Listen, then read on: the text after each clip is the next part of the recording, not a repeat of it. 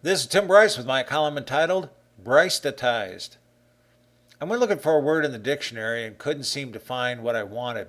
Consequently, I invented my own, BRYCETIZED, to describe a common situation we all experience from time to time, particularly in the workplace.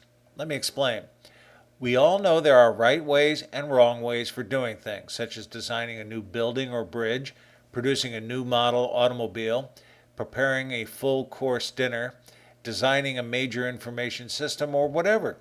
There are certain steps that must be followed in a precise order to achieve the desired end result. For example, when constructing a building, you must first lay out the site plan before you pour the foundation, before you assemble the superstructure, before you put on the roof, and so on. If the work is performed in the wrong sequence, disaster will naturally occur. Sometimes we're lazy and like to cut a few corners as we know the correct process may take too long or is perceived as too laborious.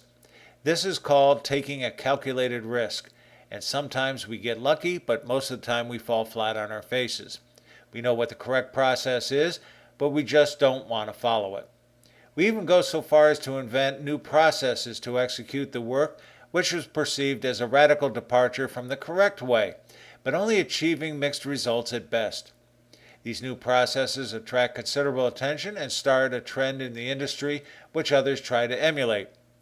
Even though people know what the correct process is, they elect to overlook it in favor of the new fashionable approach, which brings me to the necessity of a new word to describe this phenomenon.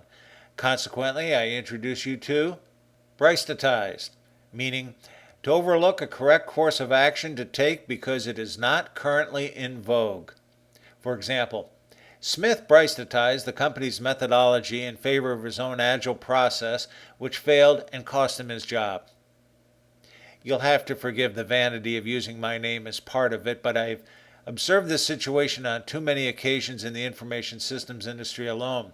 Analysts and programmers commonly forego the important planning and design stages of a project in order to rush to programming.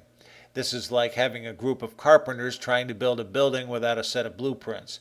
They may possess some powerful tools and techniques to do the work, but without a clear understanding of what is to be built and the proper steps to perform the work, they will inevitably produce junk. Just remember, it's ready, aim, fire. Any other sequence will be counterproductive. Friends, keep the faith. This is Tim Bryce in Palm Harbor, Florida. Follow me on the internet at timbryce.com.